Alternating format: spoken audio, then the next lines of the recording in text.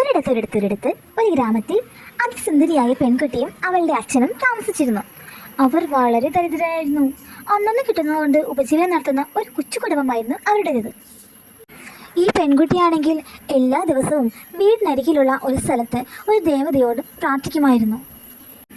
അങ്ങനെ ഒരിക്കൽ ദേവത ഈ പെൺകുട്ടിയുടെ പ്രാർത്ഥനയ്ക്ക് ഫലമായി അവൾക്ക് പ്രത്യക്ഷപ്പെട്ടു. എന്നിട്ട് അവൾക്ക് വലിയ കൊട്ടാരവും തോഴികളും മറ്റ് ആഡംബരങ്ങളും നൽകി. അതോടുകൂടി അവൾ ആ നാടിൻ്റെ രാജകുമാരിയായി മാറി. കാശ് വന്നുകൊണ്ടിരിക്കുമ്പോഴും അവളുടെയും ആ അച്ഛൻ്റെയും നിഷ്കളങ്കമായ സ്വഭാവത്തിന് ഒരു മാറ്റവുമില്ലായിരുന്നു. അവളും അവളുടെ അച്ഛനും ആ നാട്ടിലുള്ളവർക്കും മറ്റു രാജ്യങ്ങളിലുള്ളവർക്കുമെല്ലാം പലവിധ സഹായങ്ങളും ചെയ്തു പോന്നു. അങ്ങനെ വർഷങ്ങൾ കഴിഞ്ഞു. അവൾ വളർന്ന് ഒരു പക്വതയുള്ള പെൺകുട്ടിയായി മാറി. ഇപ്പോഴും അവളും അച്ഛനും മറ്റുള്ളവരുടെ ആവശ്യങ്ങൾക്ക് വേണ്ടി നിസ്വാർത്ഥ സേവനം അനുഷ്ഠിച്ചു വരികയാണ്.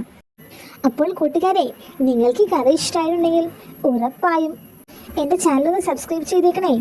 അപ്പോൾ ടാറ്റാ.